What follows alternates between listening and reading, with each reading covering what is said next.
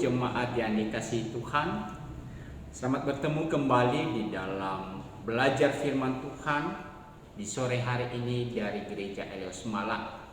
Kita bersyukur karena sepanjang satu minggu Tuhan telah menyertai memimpin kita, dan kembali kita akan belajar firman Tuhan pada sore hari ini. Namun sebelumnya kita masuk di dalam doa. Ya Bapa di dalam surga, terima kasih karena kasih setiamu dalam hidup kami. Terima kasih untuk pertolongan penyertaan-Mu kepada kami, memelihara menjaga kami sampai saat ini. Dan saat ini kembali kami belajar kebenaran firman-Mu, karena kami mau rindu untuk mengerti kehendak-Mu dalam hidup kami. Sehingga melalui kami belajar firman Tuhan, kami terus diperlengkapi sebagai anak-anak Tuhan untuk bisa menyingkapi segala situasi dan keadaan yang terjadi di sekitar kami, sehingga kami tetap mencerminkan hidup sebagai anak-anak-Mu. Terima kasih Bapa di surga, kami serahkan waktu ini hanya di dalam tangan pimpinan-Mu. Berkati hamba-Mu yang akan mengajarkan, dan juga jemaat yang belajar firman Tuhan di kesempatan sore hari ini. Terpujilah Engkau ya Tuhan. Di dalam Kristus Yesus Allah kami yang hidup, kami meletakkan jam pembelajaran firman Tuhan ini. Amin. Ya. Bapak Ibu dan Saudara, mari kita terus belajar di dalam kitab 1 Petrus. Kalau minggu lalu kita belajar tentang bagaimana hidup sebagai sebuah keluarga yang sehat, yaitu antara hubungan suami dan istri. Dan hari ini kita melanjutkan di dalam pembahasan, yaitu 1 Petrus 3 ayat 8 sampai dengan ayat yang ke-12. Saya baca kepada kita ayat ini. Dan akhirnya hendaklah kamu semua seia sekata, seperasaan, mengasihi saudara-saudara, penyayang dan rendah hati. Dan janganlah membalas kejahatan dengan kejahatan, atau caci maki dengan caci maki. Tetapi sebaliknya, hendaklah kamu memberkati, karena untuk itulah kamu dipanggil, yaitu untuk memperoleh berkat. Sebab siapa yang mau mencintai hidup dan mau melihat hari-hari baik, ia harus menjaga lidahnya terhadap yang jahat dan bibirnya terhadap ucapan-ucapan yang menipu. Ia harus menjauhi yang jahat dan melakukan yang baik. Ia harus mencari perdamaian dan berusaha mendapatkannya. Sebab mata Tuhan tertuju kepada orang-orang benar, dan telinganya kepada permohonan mereka yang minta tolong. Tetapi wajah Tuhan menentang orang-orang yang berbuat jahat. Yang menjadi tema pembelajaran kita pada sore hari ini, Bapak Ibu dan Saudara, dari perikop yang kita baca ini, yaitu mencintai hidup. Sekali lagi temanya adalah mencintai hidup. Kalau kita baca di dalam ayat 8, di mana kata pertama dikatakan di sini dan akhirnya, ya. Berarti ini sebuah nasihat atau yang disampaikan oleh Petrus kepada jemaat, khususnya bagaimana sikap setiap anak-anak Tuhan, yaitu kalau dibaca di dalam pasal 2 sebelumnya, yaitu sebagai hamba-hamba Allah, apa yang harus dilakukan dengan cara meneladani Kristus dalam hidup sehari-hari. Kemudian dilanjutkan kepada keluarga, sehingga menciptakan keluarga yang sehat seperti tema kita minggu lalu.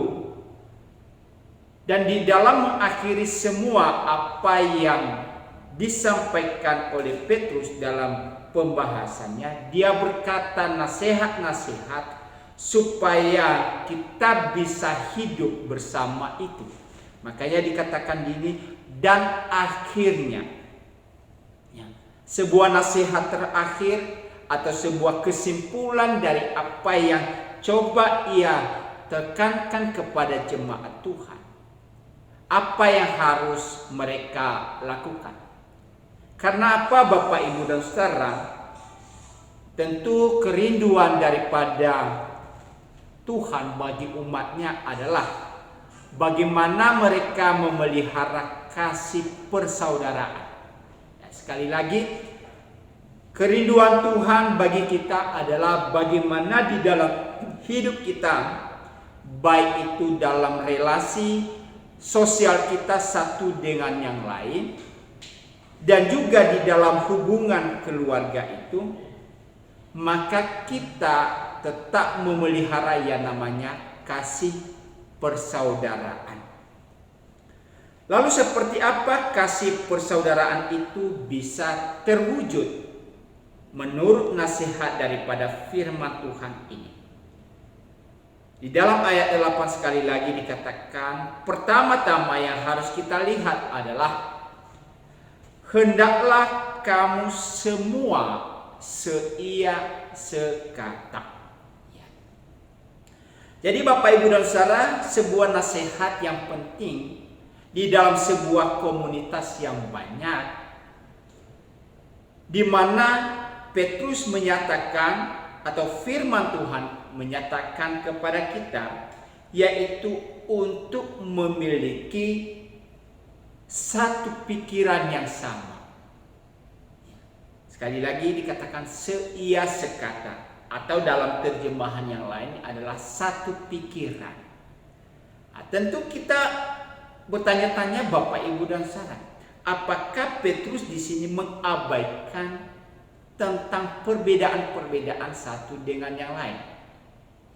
Seperti kita pernah pelajari dan juga minggu lalu saya sampaikan bahwa dalam keluarga terdiri dari berbagai macam individu-individu.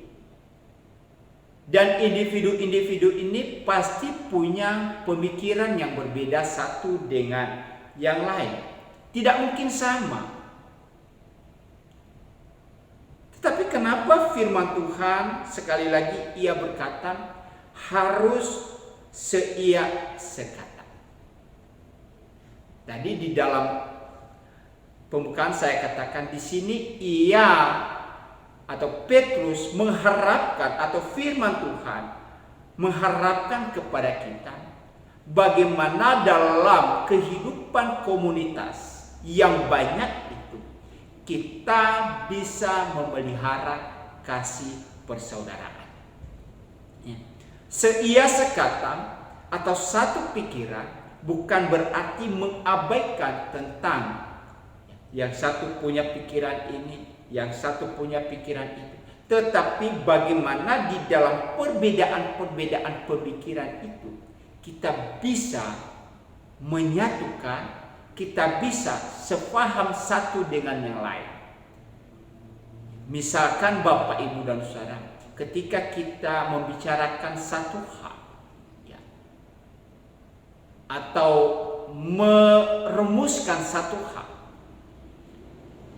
sering ini misalkan di dalam pertemuan rapat, baik itu rapat majelis, rapat ya pengurus, atau rapat-rapat yang lain yang kita laksanakan dalam kehidupan sehari-hari kita, pasti ada perbedaan-perbedaan pendapat.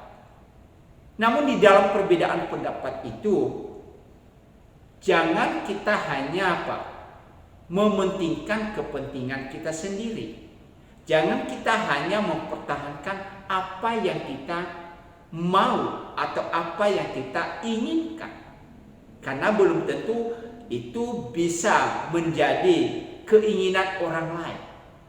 Tetapi di dalam perbedaan-perbedaan itu kita bisa menyatukan ya, pemikiran-pemikiran itu dengan cara apa? Mungkin dengan berbagai macam komunikasi kita bisa runding bersama, sehingga ketika kita merumuskan sesuatu, maka apa yang kita putuskan itu adalah keputusan bersama, ya. Satu pikiran, seia sekata di sini. Jadi sebuah keputusan yang memang semua bisa diterima satu dengan yang lain. Ya. Kalau kita itu terjadi Bapak Ibu dan Saudara, maka diingatkan supaya kita menghilangkan keegoisan diri kita sendiri. Di dalam surat Filipi Paulus ingatkan jangan hanya mementingkan kepentingan diri sendiri, tapi ia juga harus melihat kepentingan orang lain. Kemudian apakah seia sekata itu bisa terwujud dalam hidup kita? Bisa Bapak Ibu dan Saudara. Asalkan, sekali lagi, satu pikiran seia sekata itu bisa terwujud, bisa. Asalkan. Coba kita baca di dalam Roma pasal 12. Roma pasal 15 ayat yang kelima. Roma 15 ayat yang kelima, saya baca kepada kita Bapak Ibu dan Saudara. Semoga Allah yang adalah sumber ketekunan dan penghiburan mengaruniakan kerukunan kepada kamu sesuai dengan kehendak Kristus Yesus. Sekali lagi, semoga Allah yang adalah sumber ketekunan dan penghiburan. Di dalam Paulus menyatakan ini, bahwa sumber ketekunan kita, sumber penghiburan itu adalah Allah. Artinya apa? Sebagai orang percaya, di dalam segala perbedaan-perbedaan itu, ia harus melihat, mengutamakan apa yang merupakan pikiran-pikiran Allah di dalam apa yang harus kita perbuat. Ya. Maka dikatakan di sini mengaruniakan kerukunan kepada kamu sesuai dengan kehendak Kristus Yesus. Jadi yang diutamakan di sini Bapak Ibu dan Saudara, kehendak daripada Kristus Yesus atau kehendak Allah, bukan kehendak diri kita. Sehingga ketika kita lebih menekankan kehendak Kristus, maka kita akan mengabaikan tentang kepentingan diri kita, tapi kita lebih mengutamakan apa yang Tuhan mau. Maka kalau semua itu memiliki prinsip yang sama, maka tadi saya katakan apa yang dimaksudkan oleh Petrus seia sekata atau satu pikiran itu bisa terwujud. Kenapa? Pikirannya, apa yang dikehendaki, apa yang diinginkan sama, apa yang Tuhan mau, bukan apa yang saya mau, bukan apa yang saya inginkan.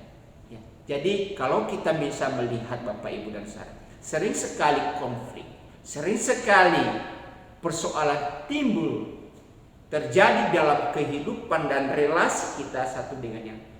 Kenapa? Kita hanya mementingkan apa yang saya inginkan, apa yang saya mau, menurut saya begini, dan itu kita tetap kekeh dengan itu.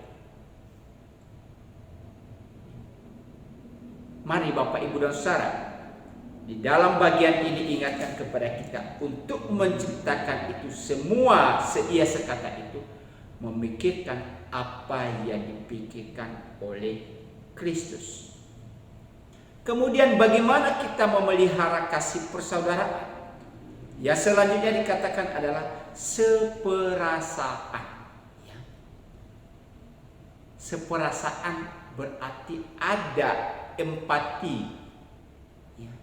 Bukan hanya sifatnya simpati aja di sini Bapak Ibu dan Saudara, tapi ada rasa empati, mengerti perasaan orang lain, mengerti kondisi orang lain, memahami keadaan orang lain.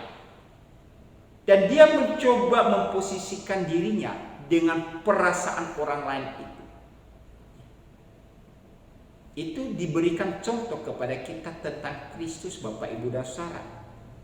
Ketika Kristus menyelamatkan kita, ketika Kristus membebaskan kita dari dosa, maka ia mengerti, ia memahami seperti apakah kehidupan kita, bahwa kita tidak mampu untuk lepas daripada dosa. Maka apa yang dikatakan? Ketika ia memahami perasaan itu, maka ia mencoba menyatakan dirinya sama seperti manusia. Yohanes 1 ayat 14. Firman itu telah menjadi manusia sama seperti kita. Di dalam Filipi dia berkata, ia menanggalkan keilahiannya dan ia mau hidup sama seperti hamba. Jadi dia memposisikan dirinya, dia mengambil dirinya atau memberikan hidupnya seperti apa yang dirasakan oleh orang lain. Makanya dikatakan di sini seperasaan. Ya, untuk menciptakan kasih persaudaraan itu, maka harus memiliki kepekaan terhadap keadaan, kondisi orang yang ada di sekitar kita. Kemudian dikatakan di sini mengasihi saudara-saudara. Memang di dalam bagian ini sekali lagi diwujudkan adalah kasih terhadap saudara-saudara. Yang memang sekali lagi di dalam bagian firman Tuhan yang ditekankan ini, jangan kita melihat kepada yang luar dulu. Memang lebih diutamakan kepada siapa yang ada di sekitar kita. Ya. Tapi yang lebih ditekankan di sini adalah bagaimana kita mengasihi orang-orang yang ada di sekitar kita. Lalu dikatakan penyayang dan rendah hati. Jadi poin-poin ini Bapak Ibu dan Saudara, inilah yang dinyatakan kepada kita bagaimana kita bisa memelihara kasih persaudaraan, bagaimana kita bisa menciptakan hubungan yang baik satu dengan yang lain, bagaimana di dalam komunitas yang berbeda satu dengan yang lain, dengan latar belakang yang berbeda satu dengan yang lain, dengan sifat yang berbeda satu dengan yang lain, tetapi tetap terbina yang namanya persaudaraan, kasih persaudaraan. Dan hal itu adalah sesuatu yang indah di dalam kehidupan kita, Bapak Ibu dan Saudara. Kemudian dilanjutkan oleh Petrus, seandainya di dalam sebuah komunitas itu ada orang-orang yang memang tidak senang atau memusuhi kita. Sekali lagi di dalam bagian ini latar belakang bahwa orang-orang Kristen itu bukanlah orang-orang yang disukai pada zamannya.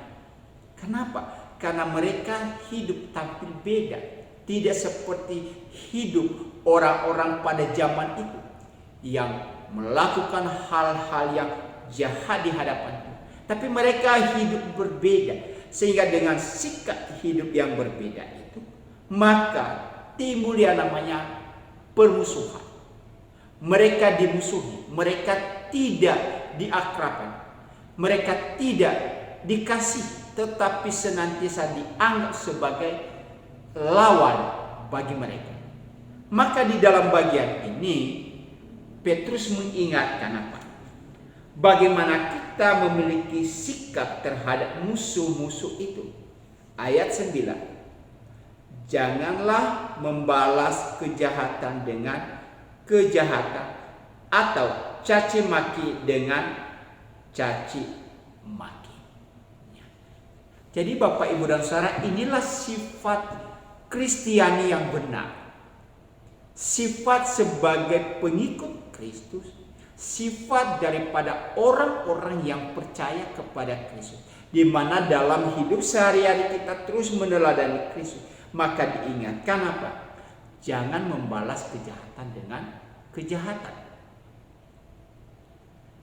Jangan membalas caci maki dengan caci maki.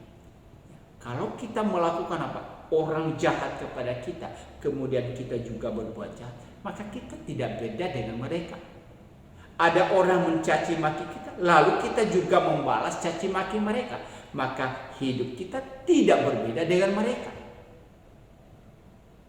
Tuhan berkata, engkau harus berbeda. Wujudkanlah sifat Kristiani yang benar. Apa? Pengampunan. Kalau ada orang yang berbuat jahat, prinsip pengampunan harus kita miliki. Kemudian apa? Di dalam kita melakukan itu, kita sedang menjalankan yang namanya hukum-hukum Kristus. Ya. Bagaimana kita memahami hukum-hukum Kristus? Bapak, Ibu, dan Saudara, kalau kita belajar di dalam kitab Injil, di mana Tuhan Yesus begitu gampangnya, begitu jelasnya mengajarkan kepada kita tentang hukum kasih. Kalau ada orang yang membenci kita, apa yang harus kita lakukan? Kalau ada orang yang memusuhi kita, apa yang harus kita kerjakan? Tuhan berkata, ampuni mereka, doakan mereka, kasihilah mereka, ya. Jangan membenci mereka. Itulah hukum kasih yang Tuhan tekankan kepada kita, ya. Jadi sebagai orang Kristen, kita harus menjalankan yang namanya hukum-hukum Kristus itu dalam kehidupan sehari-hari kita, sehingga dengan demikian orang-orang bisa mengenal akan Kristus lewat hidup kita. Minggu lalu saya sampaikan kepada kita, Bapak, Ibu, dan Saudara, misalkan seorang istri kemudian ia dilakukan mendapatkan perbuatan yang tidak berkenan kepada dari suaminya. Oleh karena apa? Ia telah mengambil keputusan mengikut Kristus. Maka dikatakan di sini, seorang istri harus tetap menunjukkan apa? Sikap ketundukannya. Ia harus senantiasa melakukan hal-hal yang baik dalam hidup, sehingga melalui perbuatan ini orang bisa mengenal akan Kristus. Selanjutnya juga diajarkan kepada kita, Bapak, Ibu, dan Saudara, sikap terhadap musuh itu. Kenapa? Memang itulah panggilan kita sebagai orang Kristen, ya, yang senantiasa meneladani Kristus. Kejahatan harus dikalahkan dengan tindakan kebaikan, bukan sebaliknya, kejahatan dengan kejahatan. Orang Kristen, sifat Kristiani, meneladani Kristus, melakukan hal-hal yang baik dalam hidupnya. Mari kita melihat beberapa bagian dalam firman Tuhan yang mengajarkan kepada kita, Bapak, Ibu, dan Saudara, prinsip sebagai umat Tuhan. Ketika kita sedang berhadapan dengan musuh kita yang melakukan tindakan yang jahat kepada kita, apa yang harus kita lakukan? Di dalam Amsal pasal 20 ayat yang ke-22, saya baca kepada kita. Janganlah engkau berkata, aku akan membalas kejahatan. Nantikanlah Tuhan, ia akan menyelamatkan engkau. Jadi dalam firman Tuhan ini dinasihatkan, janganlah engkau berkata. Jangankan berbuat, Bapak, Ibu, dan Saudara, tapi berkata saja sudah dinasihati. Jangan engkau berkata, aku akan membalas kejahatan. Tapi apa? Nantikanlah Tuhan. Ya, jadi dalam ayat firman Tuhan Amsal ini mengajarkan kepada kita pembalasan atas segala kejahatan itu adalah dari Tuhan,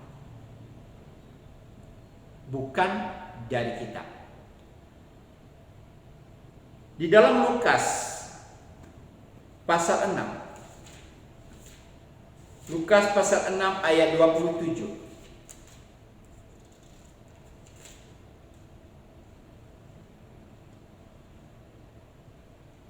Di dalam ayat firman Tuhan dengan satu perikop dikatakan itu adalah kasihilah musuhmu. Ajaran Tuhan Yesus kepada kita, tetapi kepada kamu yang mendengarkan aku.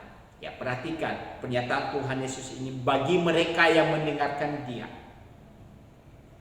Tetapi kepada kamu yang mendengarkan aku berkata, kasihilah musuhmu.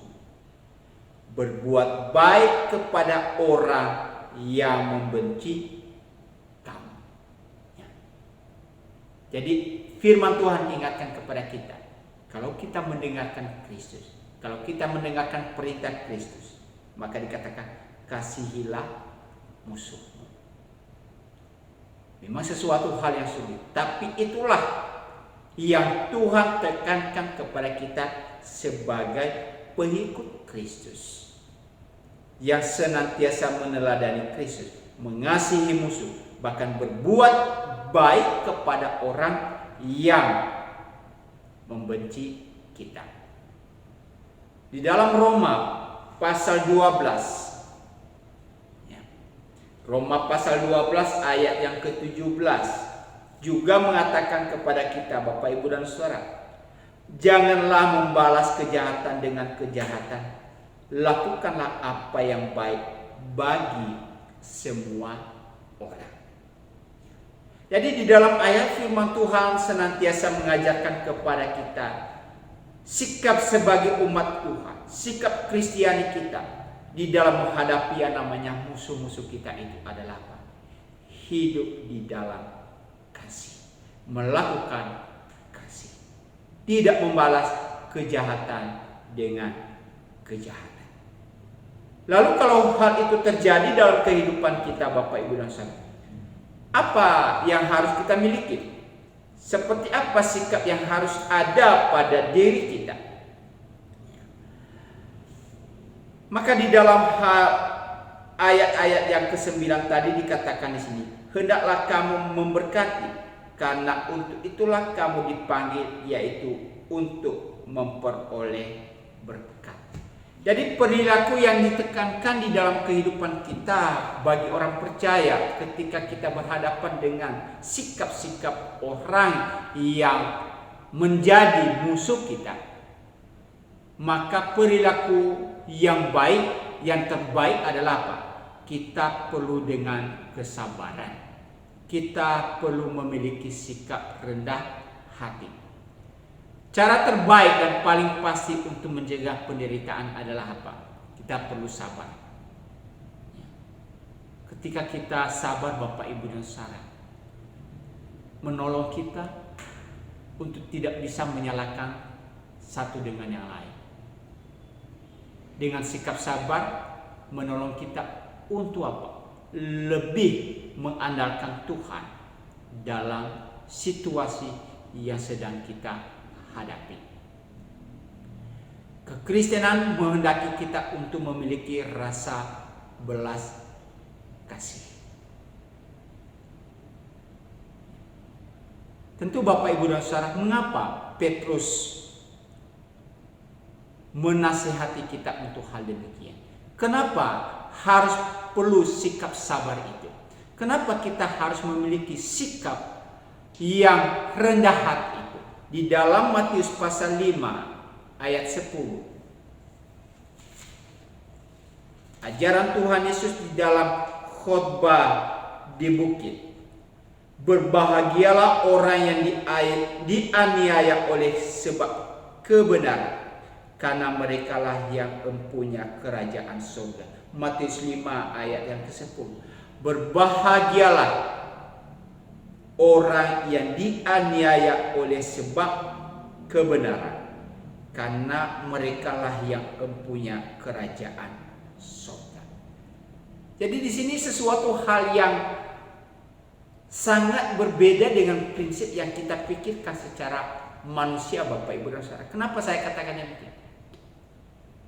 Justru ketika kita sedang menghadapi yang namanya aniaya, bukankah secara naluri manusia kita yang keluar dari mulut kita adalah kutuk, yang keluar dari mulut kita adalah kemarahan, yang keluar dari sikap kita adalah keinginan untuk membalas kejahatan.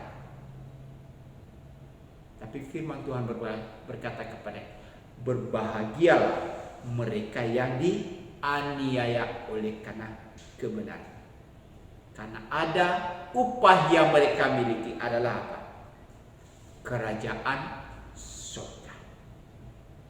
Jadi perilaku sabar, perilaku rendah hati senantiasa ditekankan di dalam kehidupan kita sebagai umat Tuhan. Kalau kita membaca di dalam ayat-ayat yang lain, Bapak, Ibu, dan Saudara, misalkan di dalam 2 Yohanes pasal 1, 2 Yohanes pasal 1 ayat yang ke-10.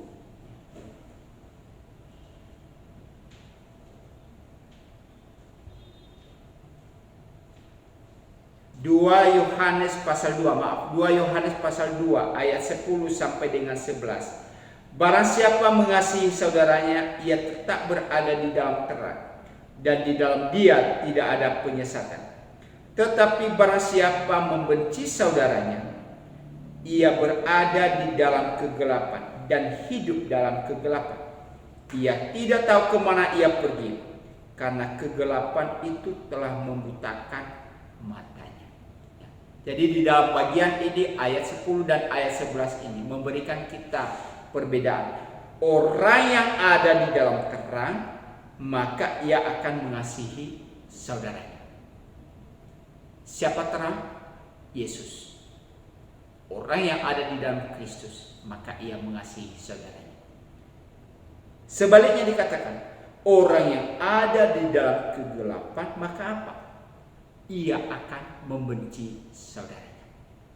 Tinggal bagaimana posisi kita, Bapak, Ibu, dan Saudara? Apakah kita ini adalah orang yang memang tetap tinggal di dalam terang, atau masih hidup di dalam kegelapan? Hanya Bapak, Ibu, dan Saudara yang tahu. Ya. Tapi firman Tuhan ingatkan kepada kita, kalau kita hidup di dalam terang, maka kasih terhadap saudara itu harus ada dalam hidup kita. Itulah sebabnya di dalam ayat selanjutnya, di dalam Petrus ini, Rasul Petrus mengingatkan, ya, di dalam ayat 10, siapa yang mencintai hidup dan mau melihat hari-hari baik, ia harus menjaga lidahnya terhadap yang jahat dan bibirnya terhadap ucapan-ucapannya menipu. Ya. Di dalam ayat 10 di sini, Bapak, Ibu, dan Saudara, ditekankan kepada kita bagaimanakah kita harus mencintai hidup itu.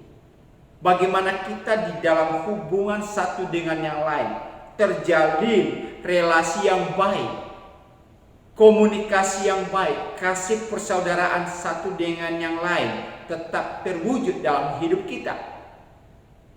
Bagaimana di dalam kehidupan kita senantiasa ada keintiman satu dengan yang lain, sehingga ketika kita ada bersama-sama kita bisa merasakan kedamaian. Ketika kita hidup bersama-sama kita bisa merasakan kenyamanan. Itulah sebabnya diingatkan di dalam ayat 10 ini, siapa yang mencintai hidup dan mau melihat hari-hari baik. Tentu apa yang dimaksudkan di sini, Bapak, Ibu, dan Saudara, mencintai hidup. Mencintai hidup dalam 1 Petrus 3 ayat 10 berbeda dengan apa yang dinasihatkan oleh Yohanes pasal 12 ayat 25. Maksud daripada Petrus di sini, Bapak, Ibu, dan Saudara, di dalam ayat 10 itu agar kita hidup dengan baik, sehingga apa? Kita bisa merasakan kehidupan yang baik dalam relasi satu dengan yang lain. Itu yang dia maksudkan di sini. Mencintai hidup di sini adalah lebih kepada bagaimana hubungan kita, bagaimana kita bisa membangun relasi yang baik, membangun komunikasi yang baik, membangun hubungan yang baik satu dengan yang lain. Sehingga apa? Keberadaan kita, hidup kita menjadi berkat bagi orang lain. Bapak, Ibu, dan saudara, ironis sekali kalau misalkan keberadaan kita justru tidak disenangi oleh orang lain. Kita ada, justru orang lain menghindari kita. Di mana kita ada, justru orang lain tidak senang, tidak suka.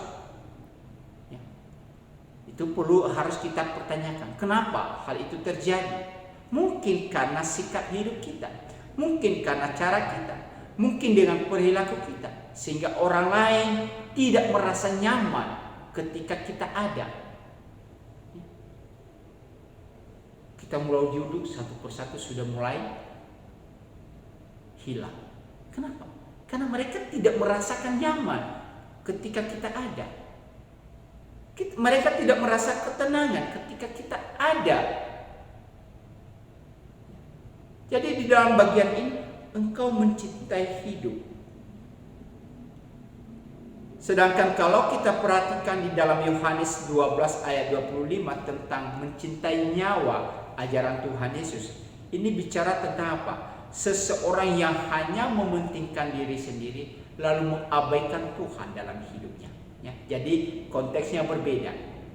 Kalau mencintai hidup di dalam 1 Petrus ini adalah bagaimana relasi kita satu dengan yang lain, bagaimana hubungan kita satu dengan yang lain, bagaimana komunikasi kita satu dengan yang lain, bagaimana hubungan sosial kita satu dengan yang lain. Sedangkan di dalam Yohanes 12 ayat 25 bicara tentang apa? Relasi kita dengan Tuhan. Ya. Kalau relasi kita dengan Tuhan, Tuhan berkata, barang siapa mencintai nyawanya, maka ia tidak layak bagiku. Ya. Jadi lebih kepada ia mengasihani dirinya sendiri lalu mengabaikan Tuhan dalam hidupnya. Tapi sekali lagi di dalam 1 Petrus ini bicara tentang bagaimana kita dalam relasi kita, hubungan kita satu dengan yang lain. Itulah sebabnya Bapak, Ibu, dan saudara, kalau kita membaca penjelasan lebih lanjut ya, di ayat 10 dia berkata, ia harus menjaga lidahnya terhadap yang jahat. Ia harus menjaga lidahnya terhadap yang jahat dan bibirnya terhadap ucapan-ucapan yang menipu. Jadi di sini ada hubungannya dengan apa, Bapak, Ibu, dan saudara? Di dalam ayat melihat hari-hari baik itu. Ya. Melihat hari-hari yang baik ini bukan bicara tentang apa? Ketika kita melakukan sesuatu lalu kita mencari, oh ini hari yang cocok. Ini tidak ada di dalam kamus kekristenan. Ya, semua hari itu baik. Mau hari Minggu, Senin, Selasa, semua bagi kita itu baik, Bapak, Ibu, dan saudara. Ya. Jadi jangan pernah ada dalam pemikiran kita sebagai umat Kristiani adalah, oh tanggal ini hari baik, oh tanggal ini bukan hari baik. Ya, tidak. Ajaran firman Tuhan itu adalah semua hari itu adalah baik sesuai dengan Kejadian pasal 1. Ya, Tuhan menciptakan hari pertama lalu Tuhan melihat itu adalah baik. Kemudian di hari kedua ketika Tuhan menciptakan cakrawala, kemudian Tuhan juga melihat itu baik adanya. Artinya apa? Hari-hari itu ya, tidak ada yang tidak baik, semua adalah baik. Tapi ini bicara sekali lagi adalah di dalam kita melihat hubungan kita dengan sesama kita. Maka diingatkan kepada kita harus seperti apa yang kita lakukan, yaitu membuang kejahatan di dalam kata-kata kita. Coba bayangkan Bapak, Ibu, dan saudara, kalau perkataan saya setiap hari menyakiti hati saudara-saudara sekalian, hati jemaat.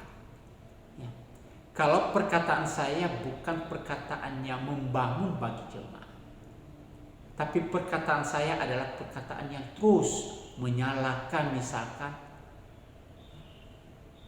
tidak ada sesuatu hal yang untuk membangun orang lain, Maka Bapak Ibu dan Saudara, saya bisa berpikir dan saya bisa bayangkan, mungkin hari-hari saya ketika kita berjumpa, mungkin sesuatu hal yang tidak menyenangkan. Kenapa?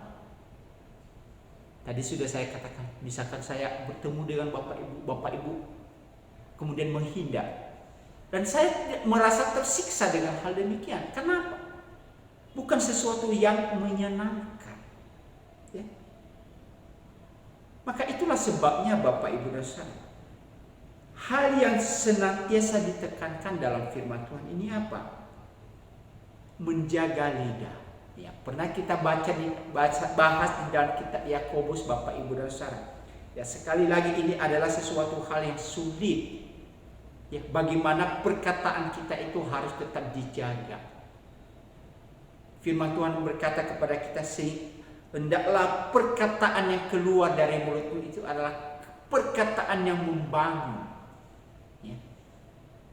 Bukan perkataan yang mencelakakan, bukan perkataan yang menyakiti, bukan perkataan yang membuat orang lain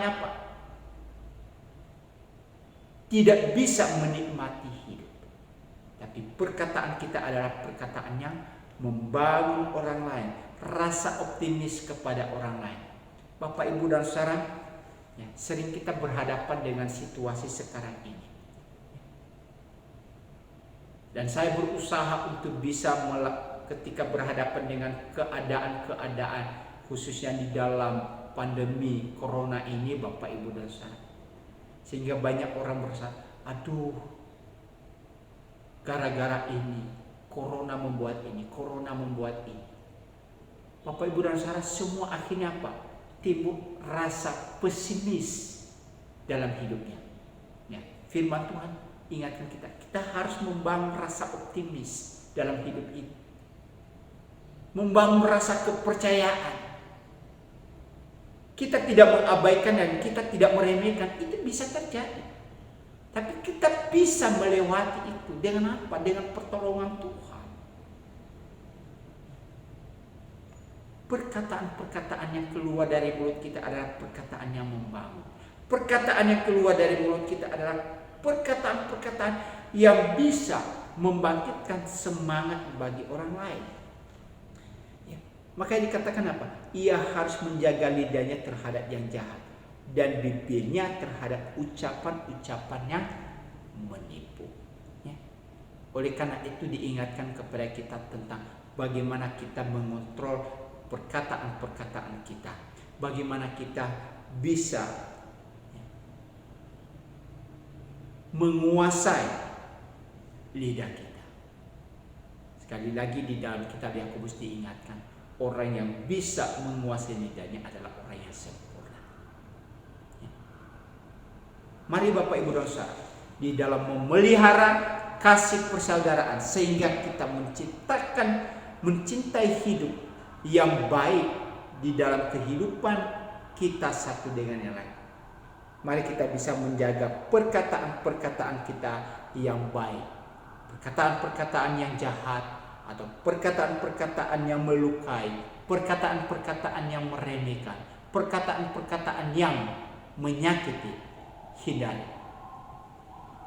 Mari kita mengatakan perkataan-perkataan yang membangun bagi orang lain. Kemudian di dalam ayat 11, ia harus menjauhi yang jahat dan melakukan yang baik. Artinya apa Bapak Ibu dan Saudara? Kalau di dalam ayat 10 itu bicara tentang apa? Sesuatu yang diucapkan. Tapi di dalam ayat 11 adalah bicara tentang tindakan. Ia harus menjauhi yang baik, yang jahat dan melakukan yang baik. Artinya apa? Antara apa yang dikatakan dengan apa yang yang dilakukan itu harus sama, harus sinkron. Jangan apa yang dikatakan berbeda dengan apa yang dilakukan. Jadi ada relasi atau hubungan, sekali lagi ya. Saya sering menggunakan kata istilah relasi ini Bapak Ibu dan Saudara. ada satu wujud.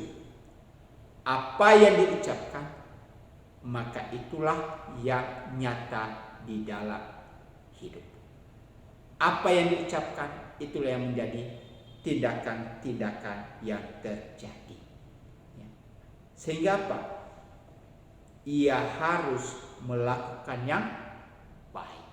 Jadi orang percaya dalam hidupnya, maka ia harus berpikir yang baik.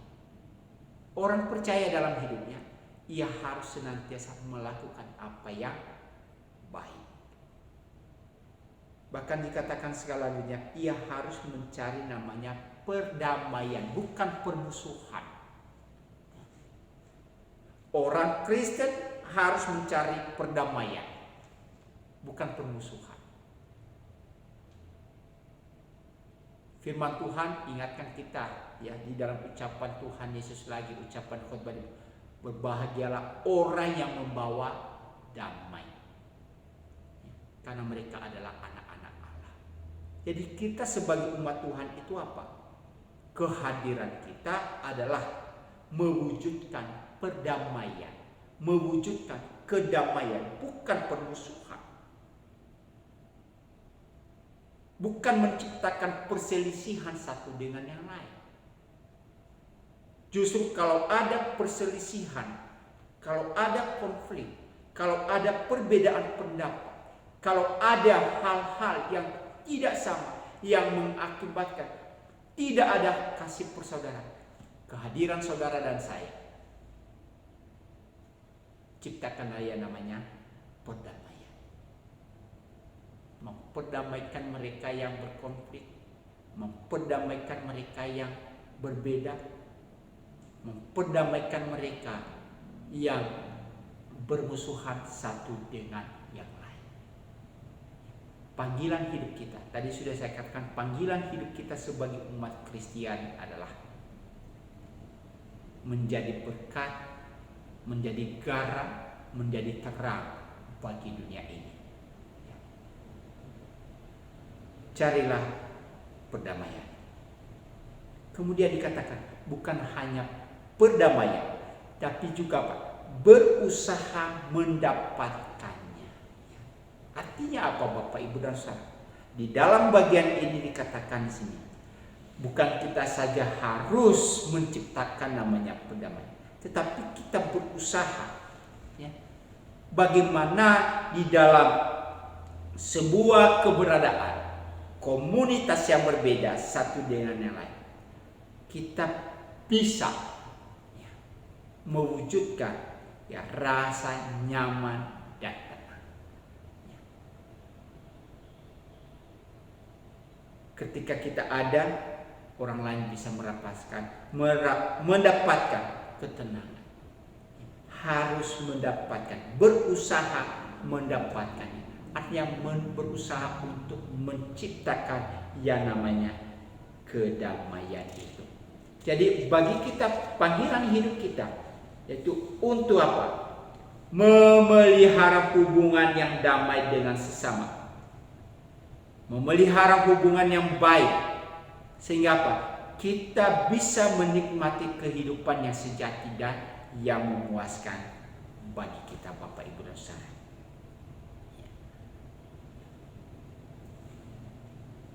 Maka sekali lagi dikatakan di dalam ini, menciptakan kedamaian dan kenikmatan hidup yang sejati dan memuaskan, maka orang-orang Kristen harus apa? Berusaha menjaga lidahnya, berusaha menjauhi yang jahat dan melakukan yang baik, berusaha untuk mencari dan mendapatkan perdamaian. Lalu Bapak Ibu dan Saudara, kalau hal itu kita lakukan dalam kehidupan kita, lalu apakah Tuhan membiarkan kita? Kita sudah usaha untuk bisa menjaga bibir kita atau lidah kita. Kita sudah berusaha untuk menjauhi yang jahat.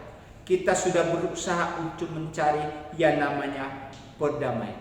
Tapi toh dalam hidup kita, kita senantiasa dimusuhi, tidak diterima, diabaikan. Maka Bapak Ibu dan Saudara jangan pernah pesimis untuk hal demikian.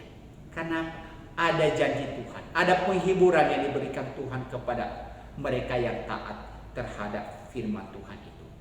Ayat 12. Sebab mata Tuhan tertuju kepada orang-orang benar.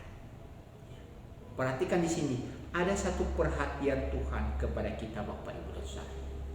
Mata Tuhan tertuju kepada orang-orang benar. Ia memperhatikan. Perhatian Tuhan tidak akan pernah beralih kepada orang-orang benar. Contoh-contoh di Alkitab kita bisa melihat bagaimana Daud dipelihara oleh Tuhan ketika Raja Saul memusuhi dia. Tetapi Daud tetap melakukan yang baik. Ketika Saul mengejar Daud tetap mengasihi. Daud tetap mengampuni Saul. Daud tetap menunjukkan kasih setianya.